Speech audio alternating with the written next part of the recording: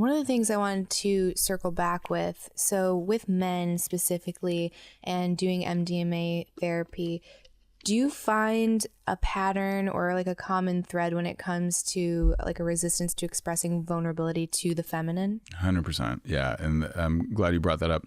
So my wife and like a lot of wives complained that I was not emotionally available and connected. I'm like, what the hell? I don't know how to do that. I had no wiring for that. I couldn't get there. And she was like a walking heart and I was like a walking mind. So you can imagine there's a little disconnect. And I was kind, I was loving, but I just did not even know, and I physiologically did not understand how to connect with her emotionally the way she wanted. But MDMA, because it's an empathogen, it floods you with a sense of empathy. It's literally like it creates this new neural pathway of empathy that I never had before. And I can remember after the first time I did it, I was rocking my daughter to sleep. I usually rock, and she was about 18 months old at the time. And I was rocking her and I just started tearing up. I just felt so emotionally connected and so loving to her. And it was like 3 days after the session. And I was like, wow, okay. And then my wife and I could connect, at least for, now eventually my afterglow kind of wore off. Mm-hmm. But now I've done it enough that that pathway is there without the medicine. Mm-hmm. Like I was tearing up with you guys as you were tearing up last night, you know?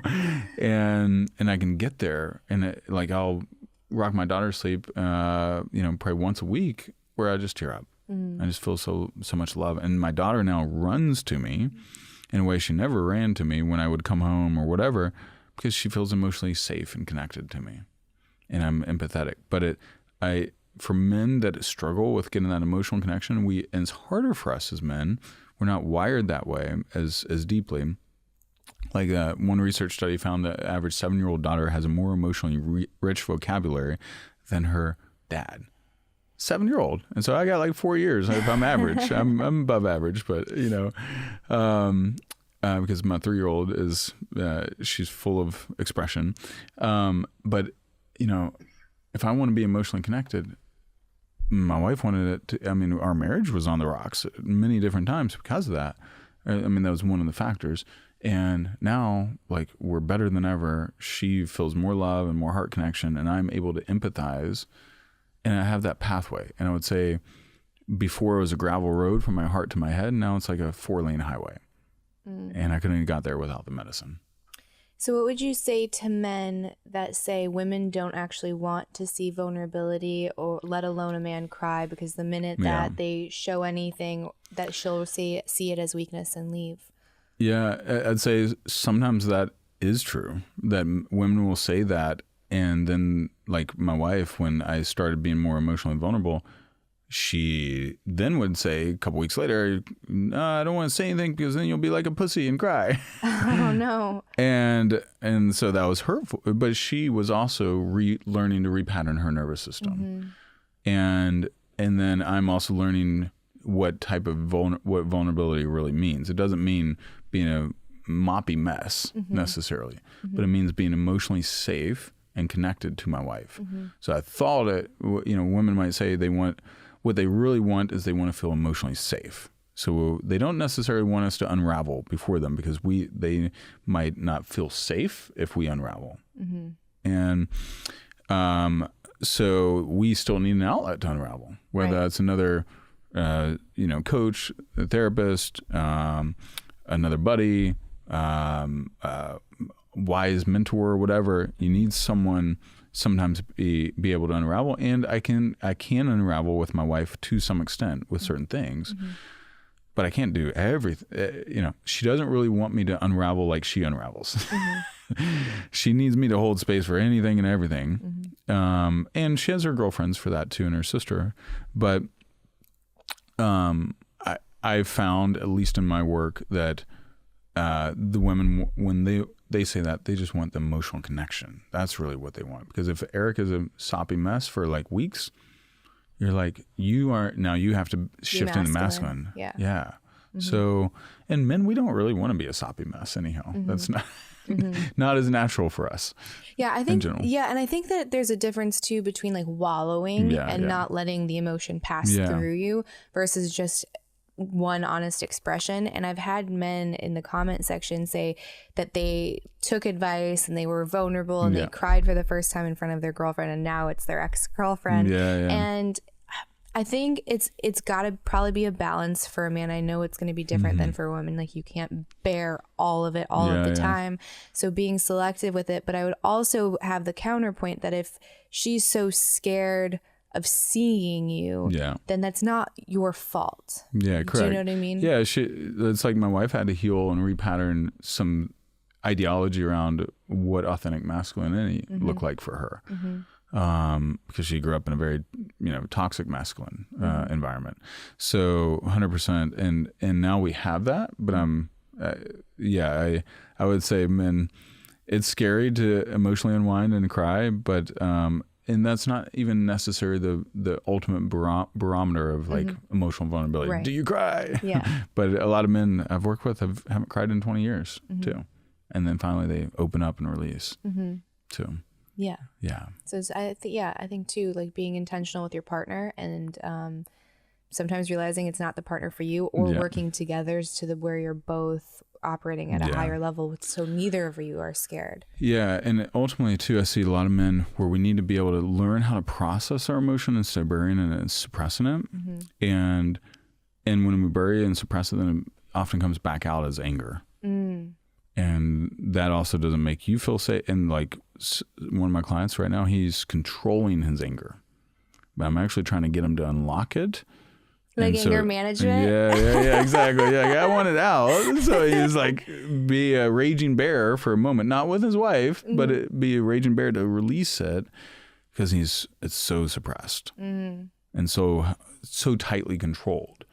And that's making his power, that's robbing him of his power. When you're your emotion, the Bible says, guard your heart, for it is wellspring of life.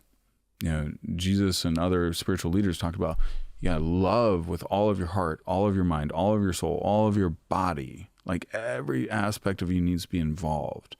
But if a major chunk of it is cut off, well, your heart is like the source of creativity, the source of inspiration, the source of your magnetism.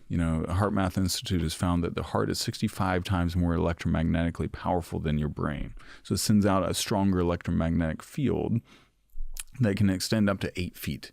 But if you're disconnected, it's like a dead zone. How's that measured? ECGs. Okay. HeartMathInstitute.org. They have a lot of research on it, but it's like, literally, if you're in heart coherence, which is where you're just connected and you're not in bitterness, not in rage, not in any of that, but you're just in this loving, centered state, your electromagnetic field actually extends out 8 feet. If you're not, it's like inches. And so this is even kind of older technology. I don't understand it all right now, but you can feel it when you walk in. Like, I've been to a bunch of Tony Robbins events. The dude is connected and he's present. Joe Dispenza, Oprah, Michelle Obama. So when people are in heart coherence, like, I feel you guys are in heart coherence now. You didn't start the night off in heart coherence. No. So, and you're in a glow. And there's this trust and this energy and rapport that happens when you're in heart coherence. Yeah, it's I've been like so cognizant today of like what I'm listening to. I haven't been on my phone, and even when I went to put music on when I was getting ready, like, what playlist do? I don't want to like take anything that's going to kind of bring me down or like lower the vibration at all.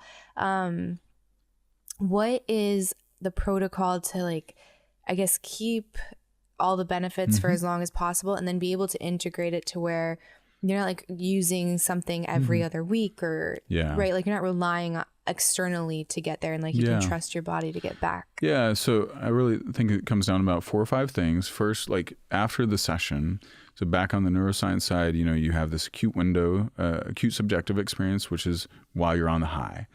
And that's 3 to 6 hours for most medicine. For MDMA and psilocybin, ketamine is 30 minutes to 2 hours. LSD is like 8 to 10 hours. But the 2 weeks after, up to 2.5 weeks, you're in this critical period of reopening. And it's basically where your neuroplasticity is equivalent to a healthy, like 2-year-old, at least in terms of social learning. And so you're more prone to anything you do the next 2.5 weeks is going to be anchored in. And so you have a chance to reframe. You have neuroplasticity. Pressure's on. Well, you can enjoy it. You're still going to do the normal things, right? But do like the playlist that we used, where it's just a very pleasant and high vibe playlist. So listen to high vibe music, do breath work, meditation. So that'd be the third thing. I love sound baths. Sound baths because your nervous system in particular was in such a high anxious state unconsciously to some extent, or just not feeling safe. You want to keep recalibrating it back to safety. And then I'd say that there's another exercise called a heart coherence exercise I have on my YouTube channel, where you just kind of connect with your heart. You put like both hands on your heart and you just breathe into your heart. It takes like 2 minutes. And you just bring your attention and your focus to your heart. Notice what you're feeling. Notice what you're experiencing. Just breathe into your heart and feel your heart. We won't do the full thing, but you just feel and connect to your heart. And then you can also ground, like you might, for you guys, I would have Eric ground you on a daily basis. Just put his arms firmly on your shoulders so you don't float off, but not force you into the ground. Not like a tree post or something. But hold you, connect from the heart and notice what you're feeling. And then also minimizing the toxicity, minimizing like exposure to difficult, high stress people or situations for a couple weeks. And does that go the same with books and podcasts and movies, all of that? Exactly. Yeah, like don't go watch, Game of Thrones or whatever, Black Hawk Down or something, violent movie that would trigger your nervous system. And it can also mean minimizing, like for my wife after a session, because she's a highly sensitive person and she's also on the scale of autism a little bit. So being around my daughter too much triggers her. She loves my daughter. She's a great mom, but it literally activates her childhood trauma still. Like we've got two pieces of her complex PTSD, which is very hard to cure. We've basically got 90% of her PTSD out of her system, but two major triggers are like significant exposure to my daughter can sometimes, if my daughter is difficult, will trigger her childhood trauma of screaming, overwhelming children. So we got to work on that. And then being late, for some reason. Being late was a big deal for her as a kid. And she was spanked really bad. I don't know. Oh, yeah. I get that.